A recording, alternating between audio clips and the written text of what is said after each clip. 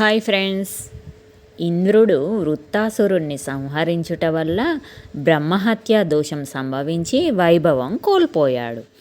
అప్పుడతడు నిషాద పర్వతం మీద అజ్ఞాతవాసం చేయుచుండెను. దేవతలు మునులు స్వర్గంనకు రాజులేక అరాచకమైపోయి ఆపదలు వచ్చినని భయపడి అనేక యజ్ఞములు చేసి మహామహిమాన్వితుడైన నహూషుడి దగ్గరికి వెళ్ళి ఇంద్రపదవి స్వీకరించమని కోరినారు.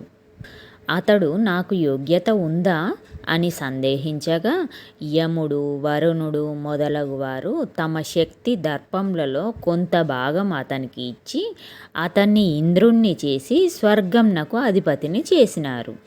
భూలోకంలో ఉన్నంత కాలం మహాత్ముడు శాంతుడు అని విఖ్యాతి పొందిన నహూషుడు స్వర్గాధిపత్యం రాగానే మారిపోయాడు. ఇంకా నాకేమి తక్కువ అని గర్వంతో తన ఇష్టం వచ్చినట్లు ప్రవర్తించసాగాడు. పరస్త్రీలను కన్నెత్తి కూడా చూడనివాడు అప్సరసలతో కాలం గడుపుతూ కొలువుకు రాకుండా నిర్లక్ష్యంగా ప్రవర్తించసాగాడు. అంతేకాకుండా మంచి చెడ్డలు మరిచి త్రిలోక సుందరి అయిన శచీదేవిని చూసి మోహించి రమ్మని కబురు పంపెను. ఆమె దేవగురువైన బృహస్పతిని శరణు కోరింది. దేవతలందరూ కలిసి ఆమెకు ఒక ఉపాయం చెప్పినారు. ఆమె నహూషుని దగ్గరికి వెళ్ళి మాయమాటలు చెప్పి నాకు ఒక వ్రతం ఉంది, నీవు పల్లకి ఎక్కి మునుల చేత మోయించుకొని వస్తే నేను నీ దాన్నవుతాను అని చెప్పింది. వెంటనే నహూషుడు సప్తఋషులను పిలిచి మీరు బోయలై నన్ను పట్నమంతా తిప్పాలి అని ఆజ్ఞాపించాడు. అది విని మునులందరూ తెల్లబోయారు. కానీ చేసేదేమీ లేక ఆయనను పల్లకిలో కూర్చోబెట్టి మోయసాగారు. నహూషుడు గర్వంతో వారిని ఇష్టం వచ్చినట్లు మాట్లాడుతూ అదిలిస్తూ మెల్లగా నడుస్తే ఊపిరి లేని వాళ్ళలాగా అదేమి నడక అని, వేగంగా నడిస్తే అంత వేగంగా పోతున్నారెందుకు అని సర్ప అంటే నిదానము నిదానము అనేవాడు. మధ్యాహ్న కాలమైనందున మునులు పల్లకి దింపి వేదమంత్రములు చెప్పసాగారు.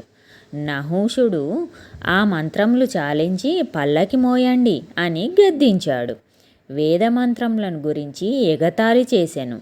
దానితో అగస్త్యునకు కోపం వచ్చి ఇంత అహంకారము నీకు తగదు, సర్ప అని మమ్మల్ని అదిలించినావు కనుక భూలోకంలో పామువై పడి ఉండు అని శాపమిస్తాడు. అప్పుడు నహూషుడి కళ్ళు తెరుచుకుంటాయి. అగస్త్యుని కాళ్ళపై పడి క్షమాపణ వేడి శాప విమోచనం ప్రసాదించమని వేడుకుంటాడు. అగస్త్యుడు శాంతించి సర్పంగా ఉంటూ అందర్నీ ప్రశ్నలు అడుగుతూ ఉండు, నీవు వేసిన ప్రశ్నలకు సరైన సమాధానం ఎవరు చెప్తారో అప్పుడు నీకు శాప విముక్తి కలుగుతుంది అని చెప్పాడు. నహూషుడు వేసిన ప్రశ్నలే యక్ష ప్రశ్నలుగా ప్రసిద్ధికెక్కాయి. పాండవులలో నలుగురు ఇతని ప్రశ్నలకు సమాధానం చెప్పలేక చనిపోతారు. చివరకు ధర్మరాజు వచ్చి ఇతని ప్రశ్నలకు సరి అయిన సమాధానం ఇస్తాడు. అప్పుడు నీకేమి వరం కావాలో కోరుకోమని అడుగుతాడు. అప్పుడు నా నలుగురి తమ్ముళ్లను బ్రతికించమని అడుగుతాడు ధర్మరాజు.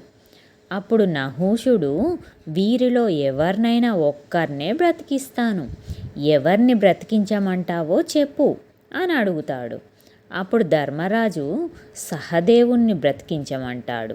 నహూషుడు ఆశ్చర్యపోయి నీవు బలవంతులైన నీ సొంత సోదరులను కోరకుండా సవతి తమ్ముడైన సహదేవుణ్ణి కోరుకున్నావెందుకు అని అడిగాడు. అప్పుడు ధర్మరాజు కుంతీపుత్రులలో జ్యేష్ఠుణ్ణి నేను బ్రతికి ఉన్నాను, నా పినతల్లి మాద్రిపుత్రులలో కనిష్ఠుడైన సహదేవుడు బ్రతికి ఉండుట న్యాయం కదా, అందుకనే సహదేవుణ్ణి కోరుకున్నాను అంటాడు. అతని న్యాయ ధర్మ సంద్రతకు మెచ్చి నలుగురిని బ్రతికించి తన స్వరూపంతో వెళ్ళిపోతాడు నహూషుడు. ఆ ప్రశ్నలే లోకంలో యక్ష ప్రశ్నలు అని ప్రసిద్ధి చెందాయి. అధికార గర్వంతో పెద్దలను ధిక్కరించి నిందించరాదు అని ఈ కథలోని నీతి. ఇది ఫ్రెండ్స్ ఈరోజు కథ. కథ నచ్చితే లైక్ చేయండి, కామెంట్ చేయండి, సబ్స్క్రైబ్ చేసుకోండి.